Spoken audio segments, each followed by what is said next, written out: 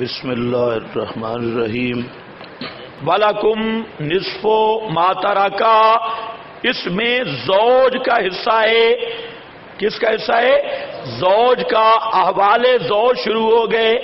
زوج کا حصہ او پڑھتے ہو سراجی شریف میں 12 احوال، شیعوں کے اماموں کے برابر 12 احوال، 12 12۔ خیر آپ تو امام المیراث بیٹھے ہیں اکثر۔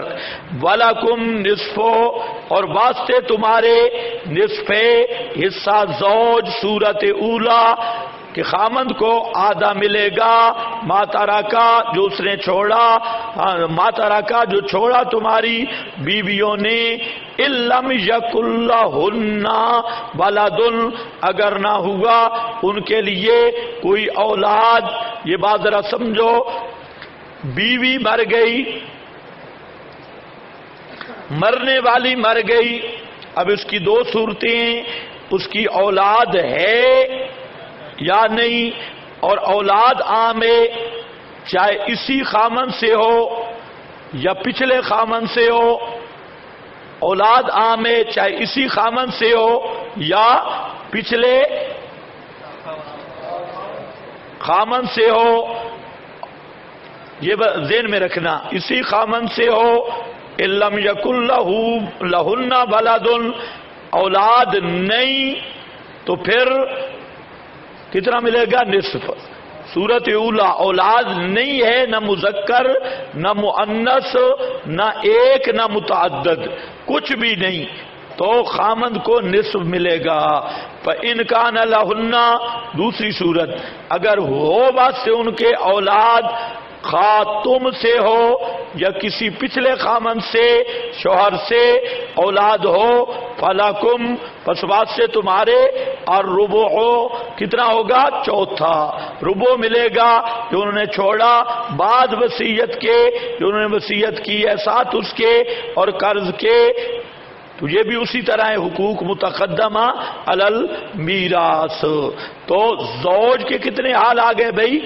2، کہ بیوی مر گئی، اب بیوی کی اولاد ہے یا نہیں، اگر بیوی کی اولاد نہیں تو نصف، اور اگر بیوی کی اولاد ہے تو ربع مل جائے گا۔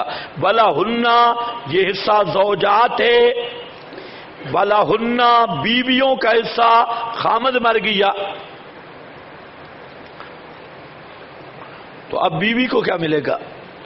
اس کا ذکر ہے۔ وَلَهُنَّ حصہ زوجہ، وَلَهُنَّ اور واسطے ان کے، الربع چوتھا حصہ ہوگا۔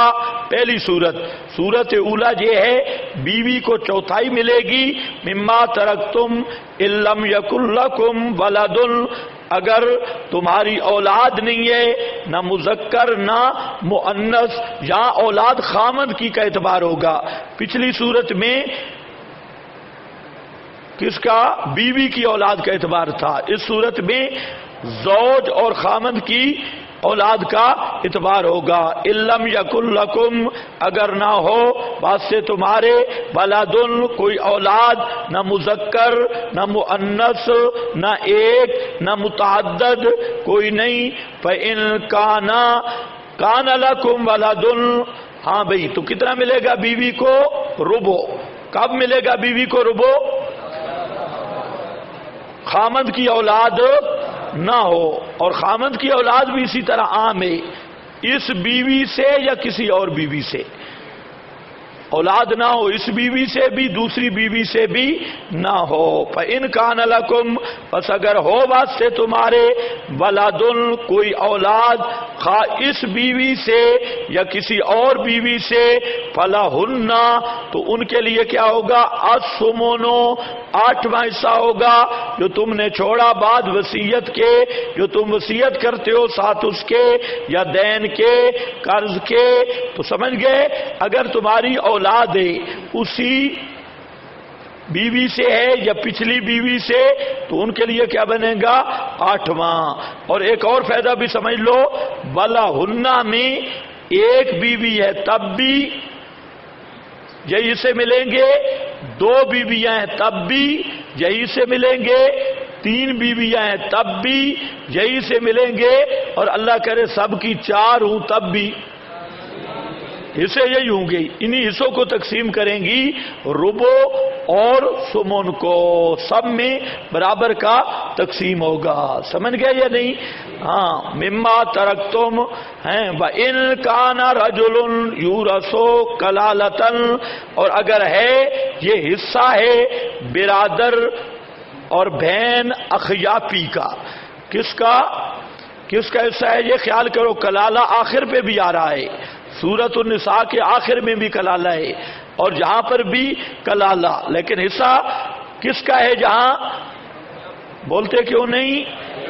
بہن بھائی خیپی اخیاپی ماں شریک، پہلے بتایا ہے اس کا جہاں پر حصہ بیان ہو رہا ہے برادر یا خواہر یعنی بہن اخیاپی کا. لکھ لو جہاں بے شک حصہ برادر و خواہر اخیاپی کا، ماں شریک بھائی بہنوں کا حصہ ایک. یہاں ایک فائدہ ذہن میں رکھ لو، جو ماں بہن اپنا ماں شریک بہن بھائی ہیں اخیاپی، یہ سب برابر ہوتی ہیں، ان میں نصف نہیں ہوتا بہن کے لیے اور پورا بھائی کے لیے نہیں، ان کو برابر حصہ ملے گا. جو اخیاپی بہن بھائی ہیں ان کا حصہ برابر ہوگا، اس میں 1/2 نہیں چلے گا. یہ فائدہ ذہن میں رکھ لو. ان کان رجل، اگر ہے رجل مرد وارث کیا گیا، کلالتن، یہ جو کانا ہے نا یہ کلالتن کانا کی خبر ہے، اور امرأتن کا عطف ہے رجل پر. اگر ہے مرد وارث کیا گیا کلالہ کا یا عورت وارث کی گئی کلالہ کی. کلالتن کا کیا معنی ہے؟ کلالہ کہتے ہیں وہ میت جس کا اصول بھی نہ ہو فروع بھی نہ ہو، باپ بھی نہیں دادا بھی نہیں اور بیٹا بھی نہیں اور ابن الابن بھی نہیں، اس کی آگے اولاد بھی نہیں، تو وہ ہے کلالہ. ہاں شاباش. کلالہ کس کو کہتے ہیں؟ لا وارث کا مطلب کیا ہے کہ اس کے اصول بھی نہیں فروع بھی نہیں، تو وہ ہے کلالہ. مرد ہو یا عورت، اور بعد سے اس کے پہلی صورت ہے بعد سے اس کے اخن اور اختن، اس کے لیے ایک بھائی ہے یا ایک بہن ہے، لیکن کون سا بھائی اور بہن؟ یہاں جو اخن کی تنوین ہے یہ تنویع کے لیے ہے، تنویع. اور اخ اور اخت سے مراد ہے اخیاپی. اسی لیے حضرت سعد ابن ابی وقاص اور اس طرح بعض حضرات جہاں پڑھتے تھے اخ من الام، ایک قرات بھی موجود ہے تجھے تنویع کی ہے، اور مراد اس سے اخ، اور اخ بھی کون سا؟ خیپی اخیاپی یا بہن. تو اب دیکھو فلکل واحد منہما، ہر ایک کی ان دونوں میں سے سدس ہوگا. ہر ایک کو ان دونوں میں سے کیا ملے گا؟ سدس. یہ پہلی صورت ہے. فَإِنْ كَانُوا، اگر ہوئے ایک سے زائد 2 بھائی 2 بہنیں یا اس سے بھی زائد ہوئے، تو پہلے ایک تھا اب اکثر من ذالکا اس سے، فہم شرکاء، پس وہ شرکاء ہوں گے، پھر ثلث سے تیسرے حصے میں، من بعد وصیت. تو اگر ایک ہوا تو حکم آ گیا، ایک ہونے کی صورت میں کیا ملے گا؟ 6واں حصہ. اور بھائی بہن اور ہوں گے بھی برابر جی. اور اگر ہوئے ایک سے زائد، اکثر ایک سے زائد، تو من ذالکا فہم، تو وہ کیا ہوں گے؟ شریک. پھر ثلث ہوں گے، ثلث میں شریک ہوں گے بعد وصیت کے جو کی گئی، بہا ساتھ اس مال کے، یا دین قرض. بس یہاں تک ختم. تو یہ وہ حصے ہیں جو قرآن کریم نے مقرر کیے. بعض حصے ہیں جو اجماع سے ثابت ہیں، اور بعض حصے ہیں جو حدیث سے ثابت ہیں، اور بعض مسائل ہیں جس میں صحابہ کا اختلاف رہا حضرت معاویہ رضی اللہ تعالی عنہ وغیرہ کا۔ البتہ یہاں پر چند ضمنی مسائل ہیں۔ وہ ضمنی مسئلہ یہ ہے، نمبر 1، لا یرث المسلم الکافر، اگر اولاد مسلمان ہے اور والدین مشرک ہیں تو مسلم اولاد مشرک والدین کی وارث نہیں بن سکتی۔ مسلم اولاد مشرک والدین کی وارث نہیں بن سکتی۔ جمہور کا یہی مذہب ہے۔ حضرت معاویہ رضی اللہ تعالیٰ عنہ اور حضرت معاذ کا فیصلہ وہ یہ ہے کہ اگر اولاد مواحد ہے اور والدین مشرک ہیں تو اولاد وارث بنے گی، اور دلیل دیتے ہیں الاسلام یا لا بلا یعلو بلا یعلا، اسلام اوپر رہتا ہے نیچے نہیں آتا۔ تو اس لیے حضرت معاویہ رضی اللہ تعالیٰ عنہ اور حضرت معاذ کا ایک قول ہے کہ جو مسلم مواحد اولاد ہے تو وہ مشرک والدین کی وارث بنے گی بلا اقصا، اس کا عکس نہیں ہے۔ عکس کا کیا معنی؟ اگر اولاد مشرک ہے تو وہ اپنے مواحد والدین کی وارث نہیں بن سکتی، یہ شک اتفاقی ہے۔ یہ مسئلہ تو کبھی کسی نے نہیں کیا بھائی، صرف ذبیحہ تھا، یہ اگلا مسئلہ کیوں نہیں کرتے؟ ہاں بھائی دیکھو ایک مسئلہ۔ دوسرا، مرتد آدمی نے، ایک آدمی مرتد ہو گیا العیاذ باللہ، تو حالت اسلام میں جو اس نے مال کمایا تھا اس میں مسلمان وارث کو حصہ ملے گا، اور جو بعد میں کمایا ارتداد کے بعد تو ظاہر بات ہے مرتد کو قتل کریں گے، تو اس کا وہ مال بیت المال میں جمع کیا جائے گا، لیکن حالت اسلام والا مال اس میں مسلم وارث بنے گا۔ تیسرا مسئلہ ہے مرتدہ کا مطلقاً مسلمان وارث بنے گا، جو مسلمان اس کا قریبی ہے تو وراثت اس کو ملے گی مرتدہ کی۔ نمبر 4، خود مرتد یا مرتدہ کو مطلقاً وارث نہیں ملے، وراثت نہیں ملے گی۔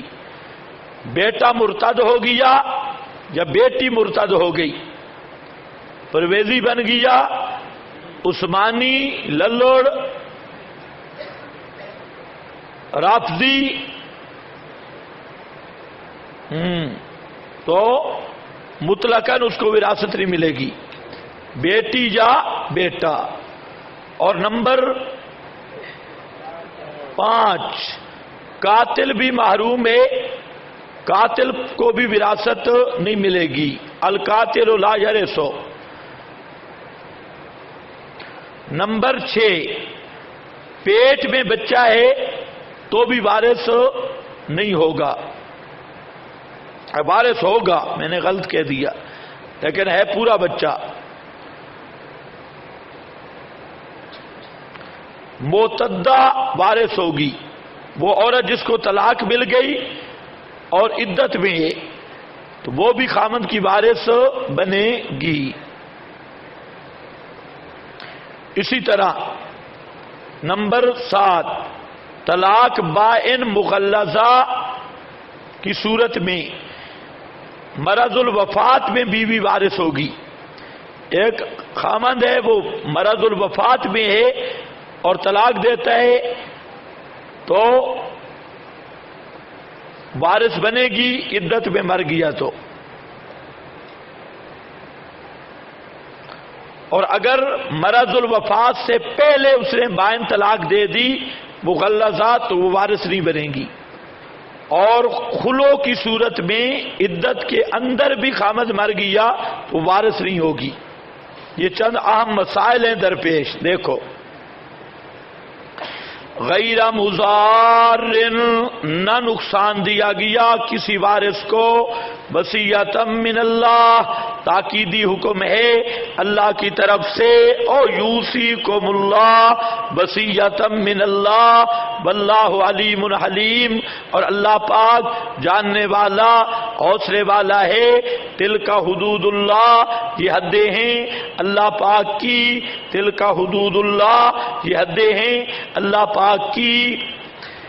وَمَن يُطِعِ اللَّهَ وَرَسُولَهُ، یہ ترغیب ہے، اور جو اطاعت کرے گا اللہ کی اور اس کے رسول کی، یدخلہ، داخل کرے گا اس کو اللہ پاک باغات میں، تجری من تحتہا، بہتی ہیں ان کے نیچے کئی انہار، خالدین فیہا، ہمیشہ ہمیشہ رہے گا ان میں، وذالک الفوز العظیم۔ تو تلک حدود اللہ، ابو بکر صدیق نے یہ اللہ کی حدیں پوری کی قرآن مقدس کے مطابق اور حدیث رسول کے مطابق، اور اللہ رسول کی اطاعت کی، اس لیے یدخلہ جنات تجری من تحتہا الانہار خالدین فیہا۔ اور روافض نے یہ حدیں اعتقادی طور پر توڑ دی، تو جو حدیں توڑے گا وہ جہنم میں جائے گا، وذالک ومن یعص اللہ، اور وہ شخص جو یہ تخویف اخروی نافرمانی کرے اللہ کی اور اس کے رسول کی، ویتعدی حدودہ، اور توڑے اللہ رب العزت کی حدوں کو، یدخلہ، داخل کرے گا اس کو، نارن، آگ میں، خالدن فیہا، ہمیشہ رہنے والا اس آگ میں، وَلَہُ عذاب مہین، واسطے اس کے عذاب ہے ذلیل کرنے والا۔ بس یہ ختم ہو گیا۔ یہ کون سا چھٹا قانون؟ ہاں، چھٹا قانون تھا کہ تقسیم المال، تقسیم الوراثت بالفرائض المقدرہ، وراثت کو تقسیم کرو فرائض مقدرہ شرعی حصوں کے ساتھ جو اللہ تعالیٰ نے مقرر کیے ہیں۔ بس ختم۔